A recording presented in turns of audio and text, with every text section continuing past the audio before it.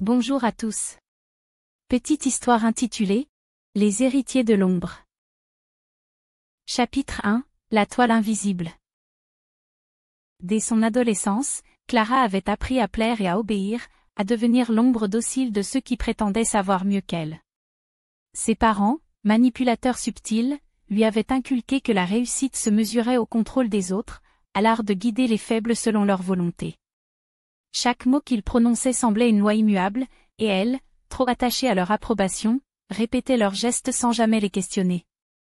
Ses premières relations, amicales ou amoureuses, furent le terrain d'exercice imposé par cette éducation, il fallait plaire, soumettre, et surtout paraître parfaite. Mais sous cette apparente soumission se développait un sentiment paradoxal de puissance et d'injustice, une étincelle que Clara ignorait encore. À ses 18 ans, la toile de manipulation s'élargit, professeurs influents, figures d'autorité et proches complices participaient à un réseau invisible, encourageant la rivalité et le sabotage. Clara, fidèle à ses habitudes, apprit à jouer le jeu avec une précision redoutable, persuadée qu'elle protégeait sa place dans ce monde façonné par des règles qui n'étaient jamais les siennes. Elle guidait, humiliait et manipulait sans véritable cruauté, convaincue que c'était la seule manière de gagner l'approbation de ceux qui détenaient le pouvoir.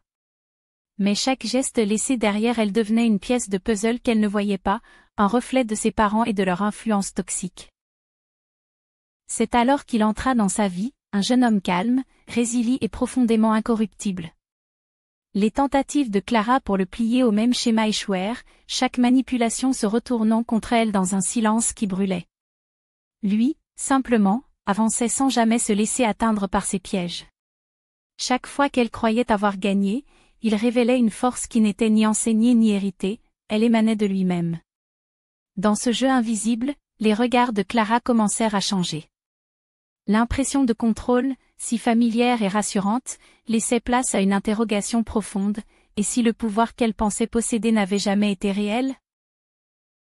Les premiers doutes s'installèrent lorsque ses parents et alliés commencèrent à la pousser vers des actions plus risquées, des manœuvres pour affaiblir son entourage, pour s'approprier ce qui ne leur appartenait pas. Clara, fidèle à leur enseignement, obéissait encore, convaincue de protéger sa place et de gagner la reconnaissance de sa famille.